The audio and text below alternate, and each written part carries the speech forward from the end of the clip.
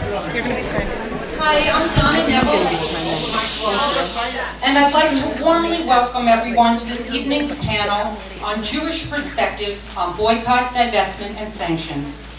We look forward to a meaningful discussion among the participants and with all of us. And again, it's so wonderful to see so many of us here.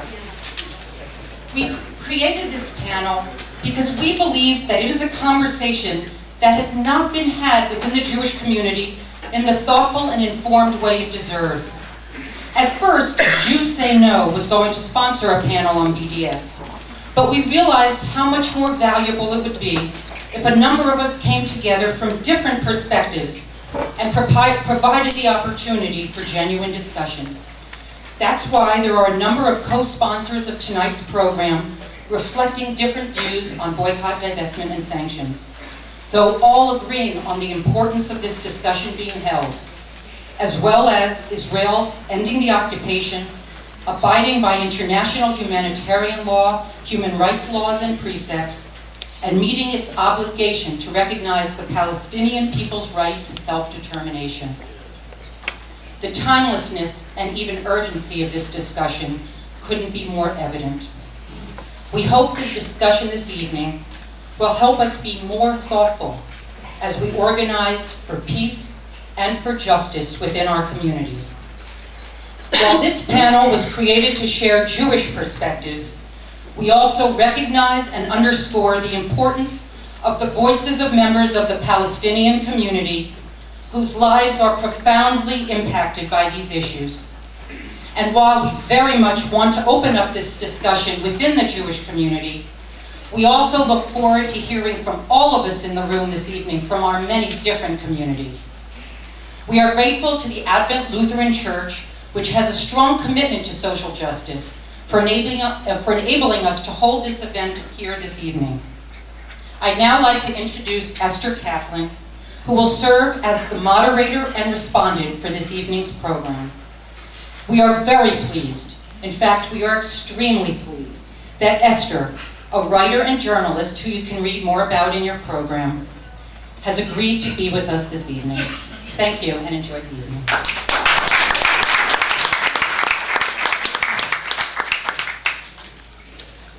So for latecomers, you're all invited to come sit cross-legged on the floor down in front, if you can find your way in front. As Donna said, many of us wish to see Israel end the occupation, abide by international human rights laws, and recognize the Palestinian people's right to self-determination. All of us on the panel tonight count ourselves among that number. The question for tonight is, how do we get there? Are official sanctions or divestment or boycotts tools we want to employ at this stage? Such tactics have been decried in apocalyptic terms as divisive, destructive, as attempting to make Israel a pariah or provoking anti-Semitism. Our goal tonight is to cut through the heat and smoke and really think through whether we have come to a historical moment in the wake of the collapse of Oslo, in the wake of the Second War in Lebanon, in the wake of Operation Cast Lead and the ongoing closure of Gaza, when it is time to take up these tactics. Or, especially with a new American president in office, are there better options before us? In not so long, the Israeli occupation will be 50 years old. Meanwhile, Palestinian aspirations remain thwarted and the Israeli government veers rightward. How do we, as a Jewish community, express new urgency about this stalemate? The activists of the Gaza flotilla have challenged us to come up with answers. It strikes me as particularly incumbent upon those of us who condemn violent resistance to the occupation to seriously consider every available tool of nonviolence. Of course, our political worldviews shape our embrace or rejection of particular tactics, and so political differences will inevitably be a part of our conversation tonight, but our focus, again, will be on the question of tactics: boycotts, divestment, sanctions. The United States has used official sanctions before on many occasions, from Nicaragua and Chile to Iraq and Iran. American citizens have often taken up divestment campaigns, whether targeting military contractors profiting from the war in Vietnam, or companies doing business with apartheid South Africa.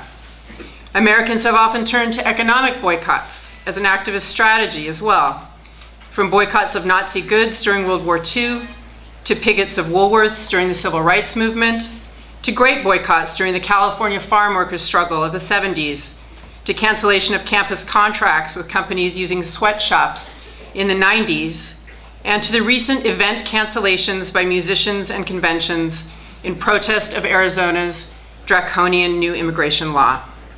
My point is, all of these tactics are quite familiar to us in other contexts. The question for us tonight is whether it is time to use them now to pressure Israel. We are extremely lucky to have a brilliant and quite brave group of panelists tonight who have stepped forward to help us navigate this debate and to engage with each other across significant and deeply held political differences.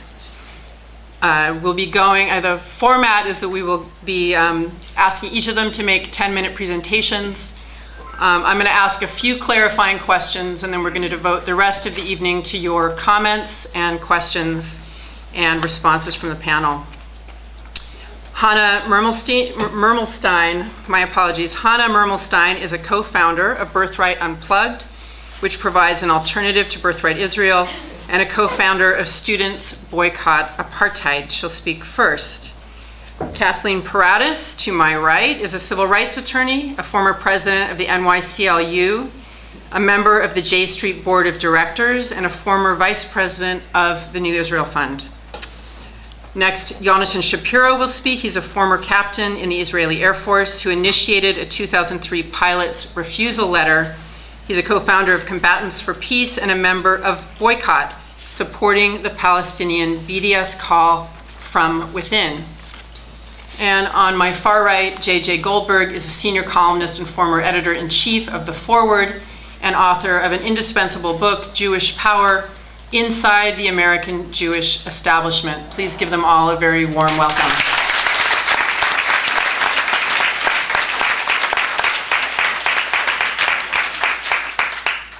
And I will keep my eye on the clock and try to make frantic gestures if you guys go a bit over 10 minutes. So Hannah, it's yours.